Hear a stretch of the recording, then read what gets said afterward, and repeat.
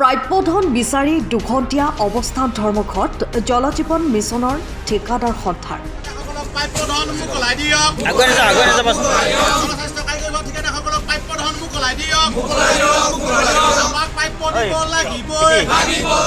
আজি 22 মাহেই অনাদায় ধন মোকলাই দিয়া নাই চৰকাৰে, যাৰ বাবে ৰাজপথত নামিল ঠিকাদাৰসকল। বিভিন্ন অজুহাতত বিলসমূহ ঘূৰাই দিয়া বন্ধ ৰাখক। বিভিন্ন অজুহাতত বিলসমূহ সংমণ্ডললৈ ঘূৰাই দিয়া কাৰ্য বন্ধ ৰাখক। বহু ঠিকাদাৰে ধাৰ লৈ টকাৰে জলজীৱনৰ ঠিকা কৰি আছিল, কিন্তু বিভাগৰ পৰা ধন নাপাই এতিয়া পানীত হাঁহ নচৰা অৱস্থা সৃষ্টি হৈছে ঠিকাদাৰসকলৰ। প্ৰথমে আজি ধৰ্মঘটলৈ আমাক আহি পেলাই ইয়াৰ চিঠিৰে আপোনালোকে যি আমাক সহায় সহযোগ আগবঢ়ালে সকলো সংবাদসেৱীলৈ আমি আমাৰ ফালৰ পৰা ধন্যবাদ জনাইছোঁ। আচলতে কথাটো কি আছিলে যে আমাৰ ঘৰে ঘৰে বিশুদ্ধ পানী যোগানৰ আমাৰ যিটো আমাৰ জলজীৱন আঁচনি বুলি এটা আমাৰ প্ৰজেক্ট আহিছিলে, সেই প্ৰজেক্টটোৰ আণ্ডাৰত আমাৰ অসমৰ বিভিন্ন সংমণ্ডলৰ লগতে আমাৰ মৰিগাঁও সংমণ্ডলৰো ঠিকাদাৰসকলে কামসমূহ পাইছিলে আৰু খুব সুন্দৰকৈ চলি আছিলে কামখিনি। সকলো অভিযন্তাসকলৰ নিৰ্দেশমৰ্মেই এজ পাৰ গাইডলাইন মতে আমি কামবিলাক কৰি আছিলোঁ।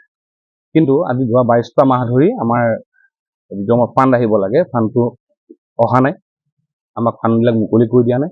গতিকে সেই মুকলি নকৰাৰ ফলত আমাৰ স্থানীয় থলুৱা যিখিনি ঠিকাদাৰ আমাৰ সতীৰ্থসকলৰ লগতে আমাৰো যথেষ্ট আমি আহুকাল পৰিস্থিতিৰ সৃষ্টি হৈছে।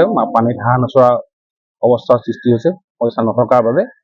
গতিকে আমি চৰকাৰৰ ক্ষেত্ৰত বা আমাৰ যিটো আমাৰ ডিপাৰ্টমেণ্ট জনস্বাস্থ্য কাৰিকৰী বিভাগ যিটো আমাৰ ডিপাৰ্টমেণ্ট, তেখেতসকলৰ লগত আমি বিভিন্ন সময়ত তেওঁলোকৰ লগত সংযোগত আছিলোঁ, কিন্তু তথাপিতো আমি সুফল পোৱা নাই। যাৰ ফলশ্ৰুতিত আজি আমি এই ধৰ্মঘটৰ যোগেদি তেওঁলোকক আমি এটা মেছেজ দিবলৈ প্ৰচেষ্টা চলাইছোঁ। আজি আমি দুঘণ্টীয়া অৱস্থান ধৰ্মঘট কাৰ্যসূচী ইয়াত ৰূপায়ণ কৰিছোঁ জনস্বাস্থ্য কাৰিকৰী বিভাগৰ মৰিগাঁও সংমণ্ডল কাৰ্যালয় সন্মুখত। আৰু ইয়াৰ পৰাই আমি দুখনকৈ স্মাৰক পত্ৰ অসমৰ মাননীয় মুখ্যমন্ত্ৰী হিমন্ত বিশ্ব শৰ্মা দিবলৈ আৰু এখন আমাৰ জনস্বাস্থ্য কাৰিকৰী বিভাগৰ মুখ্য কাৰ্যবাহী অভিযন্তালৈ আমি দুখন স্মাৰক পত্ৰ প্ৰদান কৰিম। আজি 22 মাহ ধৰি আমাৰ সভাপতি ডাঙৰীয়াই কোৱাৰ দৰে সমগ্ৰ অসমৰ 45টা ডিভিজনত এই কাৰ্যসূচী আজি ৰূপায়ণ হৈছে। সদৌ অসম জনস্বাস্থ্য কাৰিকৰী বিভাগৰ ঠিকাদাৰ সন্থাৰ উদ্যোগত আৰু আমাৰ মৰিগাঁও জিলা ঠিকাদাৰ সন্থাৰ সহযোগত আমি এই আজি কাৰ্যসূচী ৰূপায়ণ কৰিছোঁ। আৰু ইতিমধ্যে আপোনালোকে গম পাইছেই যে আমাৰ 22 মাহ ধৰি পেলাই আমাৰ ঠিকাদাৰসকলে যিটো প্ৰাপ্য ধন এই মোকলাই নিদিয়াৰ ফলত আমাৰ ঠিকাদাৰসকলৰ হাৰাশাস্তিৰ সন্মুখীন হৈছে। বহু ঠিকাদাৰ ঘৰত থাকিব নোৱাৰা হৈছে, ধাৰ লৈ কাম কৰিছিল যিহেতু পেকেজসমূহ ডাঙৰ ডাঙৰ আছিলে। তাৰোপৰি বহুতে লোন লৈ পেলাই কাম কৰিছিলে, যাৰ ফলত বহুত ঠিকাদাৰে ঘৰত থাকিব নোৱাৰা হৈছে। আৰু অধিকাংশ মানুহৰ কাম শেষ হ'ল যদিও কিন্তু তেওঁলোকৰ বিভিন্ন অজুহাত দেখুৱাই দি পেলাই শেষান্ত যি বিল আছিলে সেই বিলসমূহ ইয়ালৈকে আপোনাৰ পুনৰ ঘূৰাই দিছে। তাৰোপৰিও যিসমূহে আজি বহুদিন 22 মাহৰ আগতে কাম শেষ কৰিলে বা বহুদিনে 15 মাহ এবছৰৰ আগত শেষ কৰিলে, তেওঁলোকক আজিলৈকে কিন্তু পইচাটো আমাক যি প্ৰাপ্য পাব লগা আছিলে সেইখিনি দিয়া নাই। কেতিয়াবা আপোনাৰ বিল যদি আহিছে 10% বা 25% এবাৰ বিল দিবে থৈ দিছে। বহু ঠিকাদাৰ বৰ্তমান পানীত হাঁহ নবচৰা অৱস্থা হৈছে। গতিকে অসম চৰকাৰলৈ আমি আহ্বান জনাইছোঁ, আমাৰ অসমীয়া ঠিকাদাৰসকলে বা যিসকলে ঠিকা কৰিছিলে সেই ঠিকাদাৰসকলৰ প্ৰাপ্য ধন মোকলাই দিব লাগে, অন্যথা তীব্ৰ আন্দোলন হ'বলৈ কিন্তু আমি গৈ আছোঁ। গতিকে অসম চৰকাৰক আহ্বান জনাইছোঁ, অনুটোপেলমে আমাৰ ঠিকাদাৰসকলক তেওঁলোকে আমাৰ প্ৰাপ্য ধন মোকলাই দি আমাক জীয়াই থকাৰ সুবিধা প্ৰদান কৰিবলৈ আশা ৰাখিলোঁ। নহয়, কথাবিলাক জেনেৰেলাইজ কৰিলে নহ'ব। কোনোবাই যদি সেই ধৰণৰ বিভাগীয় নীতি নিৰ্দেশনাৰ মতে কামবিলাক হৈছিলে, কোনোবাই যদি কাম বেয়া কৰা নাই, সেইটো বিভাগীয়ভাৱে তেওঁলোকৰ ওপৰত ব্যৱস্থা গ্ৰহণ কৰক, তাত আমাৰ আপত্তি নাই। কাম দিছে, কাম নিৰ্দেশনা মতে তেনেকে হ'ব লাগিব। কিন্তু এইটো নহয় কোনোবা এজনে কাম বেয়া কৰিলে কাৰণে সমগ্ৰ অসমৰ ঠিকাদাৰক আপোনাৰ পইচা নিদিব, সমগ্ৰ অসমৰ ঠিকাদাৰক আপোনাৰ এটা ভয়াৱহ ভৱিষ্যতলৈ ঠেলি দিব, এইটো হ'ব নোৱাৰে। গতিকে যিসকলে কৰিছে তেওঁলোকৰ ওপৰত ব্যৱস্থা গ্ৰহণ কৰক, তাত আমাৰ আপত্তি নাই।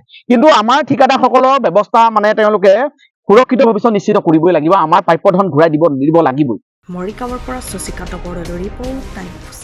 আপুনি ঘৰখনত জাপানী চৌকাত দৰ্জা, খিৰিকী, গ্ৰিল, গেট আদি লগাব বিচাৰে নেকি, যিবোৰ দীৰ্ঘদিন অটুট থাকিব? তেন্তে পলম নকৰিব, আমাৰ বিপণীলৈ আহক। যোৰহাটৰ একমাত্ৰ আমাৰ বিপণীত এনে উন্নত সামগ্ৰী উপলব্ধ। এই মেচিনটোৱে বেণ্ড কৰা হয়, দৰ্জা, চৌকাত আৰু উইণ্ডো বনোৱা হয়।